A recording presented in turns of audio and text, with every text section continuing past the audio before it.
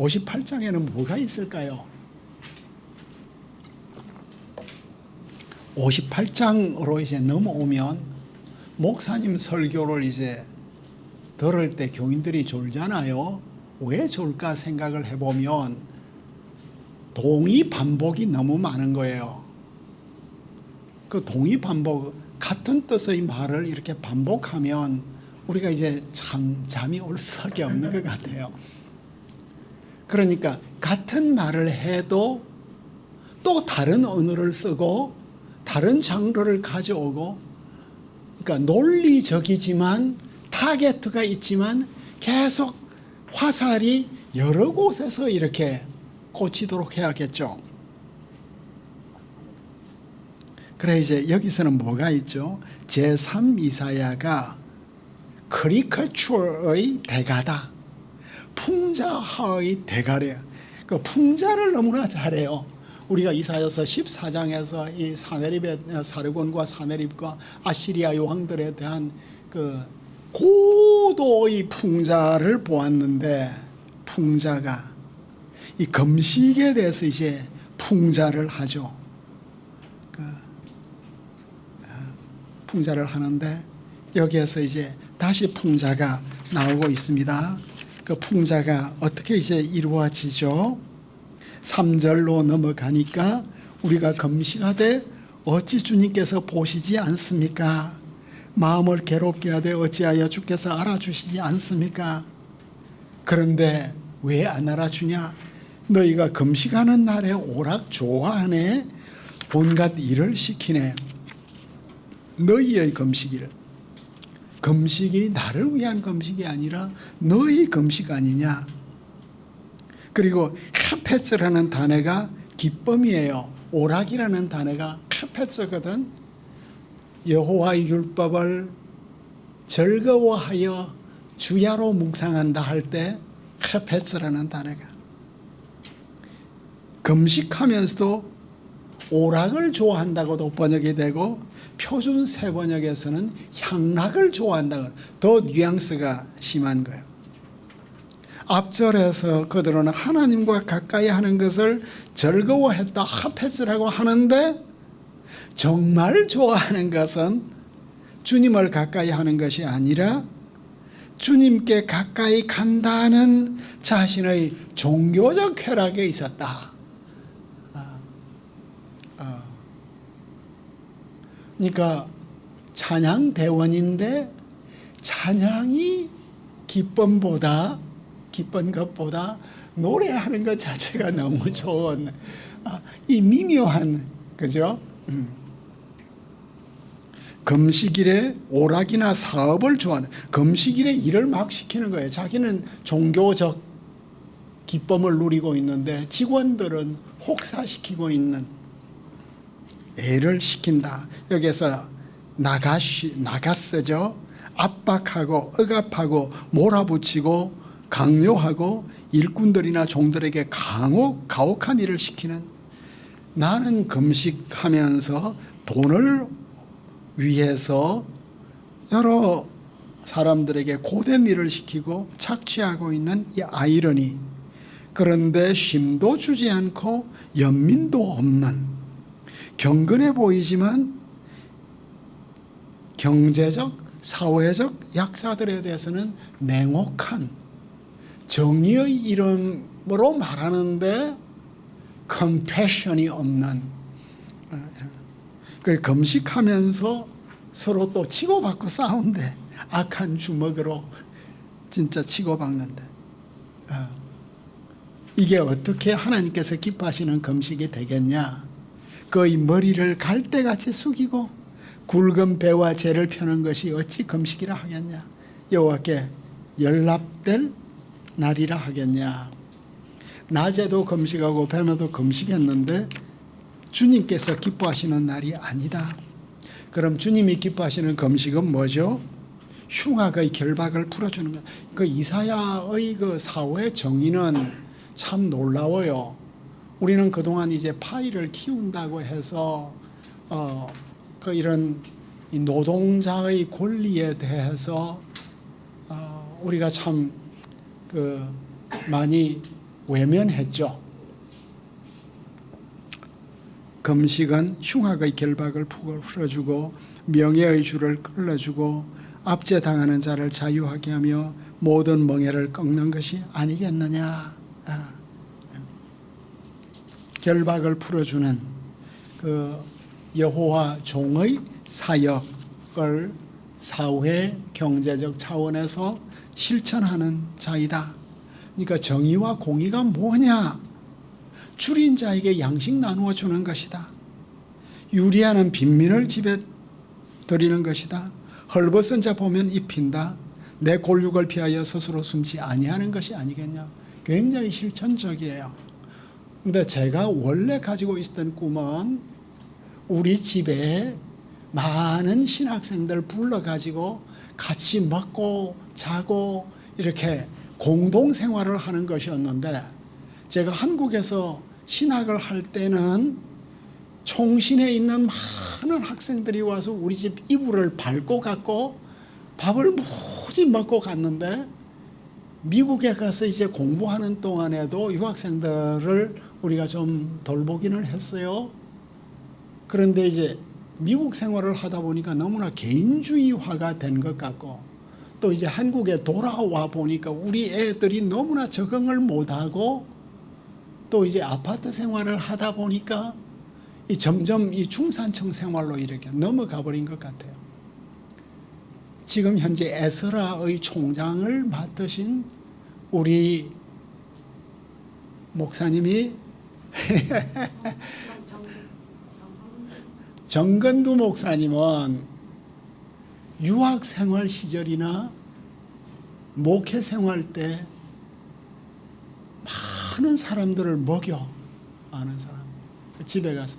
제가 정 목사님을 참 잊을 수 없는 게, 울산에 계실 때 갔는데 사모님이 밥을 얼마나 잘해 주시는지, 목사님은 커피를 갈아가지고 커피를 내려주시고, 드디어 이제 서울로 오셨길래 우리 우레옥에서 한번 냉면 먹읍시다 이랬는데, 어쨌든 포인트가 뭐냐 하면, 제 논리가 흐트러지는 것 같은데, 하비 칸 교수님이 우리에게 늘 하시던 말씀이 서양의 주석을 조심해라.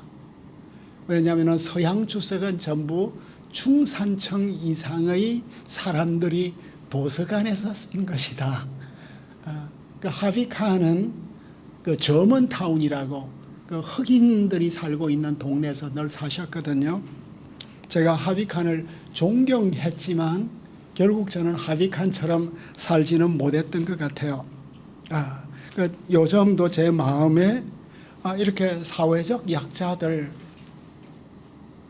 어떻게 참 소통하고 살아야 할 것인가가 저희 마음에는 부담으로 있는 것 같아요. 이런 이사야의 그 정의, 이사야의 공의, 이사야의 사랑. 그 이제 결국 이것이 예수님에게는 어떻게 오죠? 그 염소하고 양을 이렇게 나눌 때, 줄일 때 너희가 먹을 것 주었고, 목마를 때 마시게 했고, 나그네 되었을 때 영접했고, 헐벗을 때 옷 입혔고, 병들었을 때 돌보았고, 옥에 갇혔을 때 와서 보았다. 이제 참된 경건이 뭐냐? 야고보가 말하는 경건도 이런 것들이죠. 그러니까 포인트는 뭐예요? 구체적이고 긴박한 필요가 있을 때 실제적인 행동을 취하는 것이다. 그러니까 내 마음에 감동이 올 때 그 감동을 따라서 순종하면 참 많은 복을 받을 것이다. 이건 종합적인 것보다 모델이고 이그샘플이고 본보기가 되겠습니다. 그죠? 여기 보니까 예수님 말씀도 곰곰이 씹어보면 우리는 다 아는 말씀인데, 우리가 묵상해야 되는 것은 이것을 한 번 더 씹어보는 거예요. 그 예수님이 하신 말씀을 보니까 줄일 때는 굶주린 거죠. 목마를 때, 그죠? 목마를 때, 줄일 때, 목마를 때. 이건 인간에게 있어서 가장 기본적인 필요잖아요. 그 다음에 헐벗었다. 헐벗었다. 사람들의 기본적인 필요가 되겠습니다.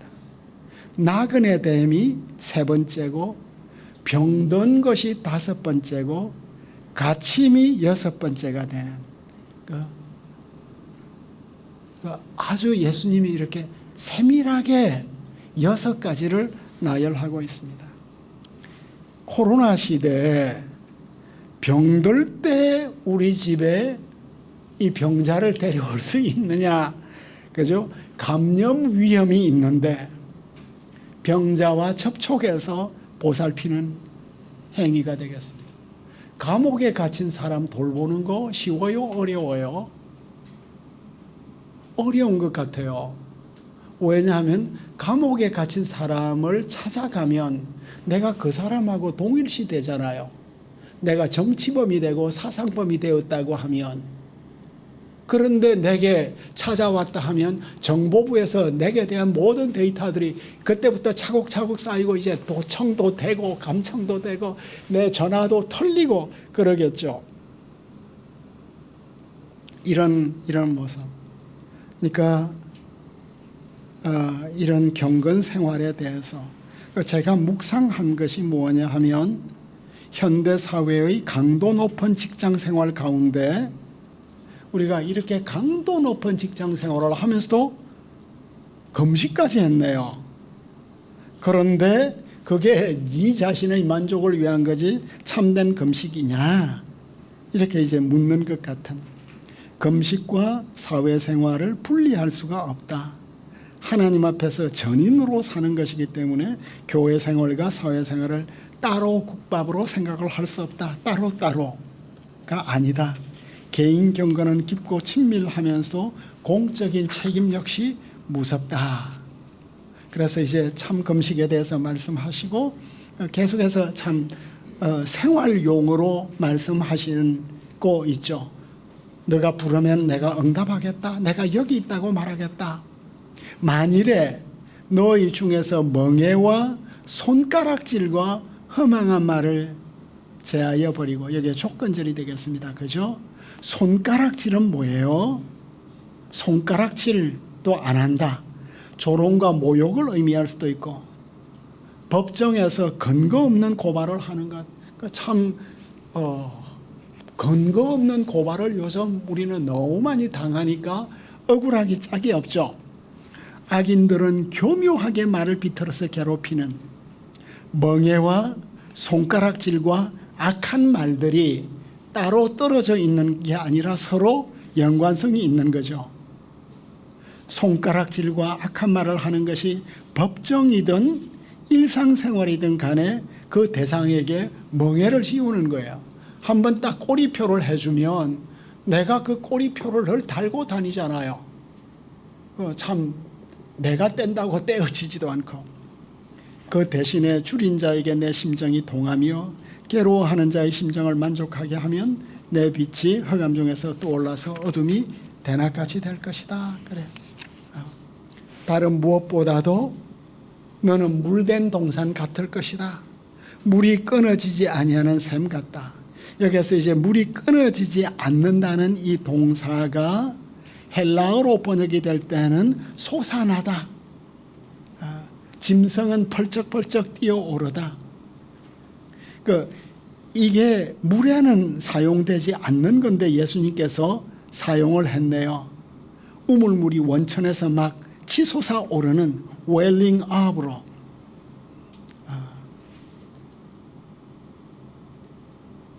그래 이제 제임스 몽고메리 보이스가 제가 절대로 실천할 수 없는 어떤 말씀을 목회적 경험으로 또 이렇게 전해 주었어요. 그 10th Presbyterian Church라고 그 필라델피아에서 가장 그 참 말씀을 잘 전가하신 훌륭한 목사님이 이런 말씀을 하셨는데, 수많은 신자들에게 일어날 수 있는 최고의 일은 그들의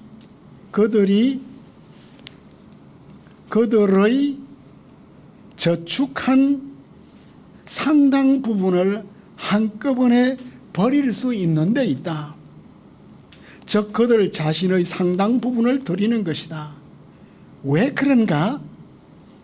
우리의 돈 가운데 상당 부분을 버리면 그것은 영적으로 새 힘이 솟게 때문이다. invigorating 하는 것은 막 샘물이 새롭게 솟아나는 거예요.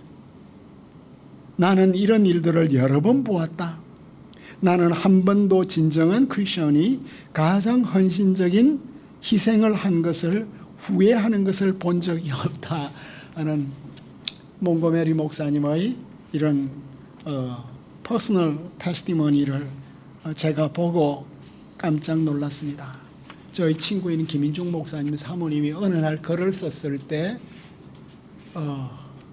제가 이제 기억을 잘 지금은 피곤 농도가 너무 높아서 이제 기억이 자꾸 가물가물해지는 것 같은데 하나님은 이 목사님 사모님이 저금통에 이렇게 돈을 그 통장에 돈이 쌓인 것을 보시면 귀신같이 하나님께서 그걸 없애신대. 그 목사 사모도 참 돈이 많이 필요하잖아요. 그래서 이제 제가 헤르메네이아 투데이를 할 때 성서 사랑방을 할 때 이재순 사모가 이제 글을 많이 썼는데 그게 이제 책자로 나오기도 했습니다.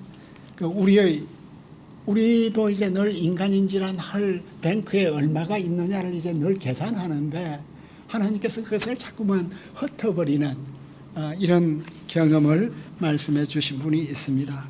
하나님이 기뻐하시는 안식일 준수에 대해서 이제 말씀을 해주고 있고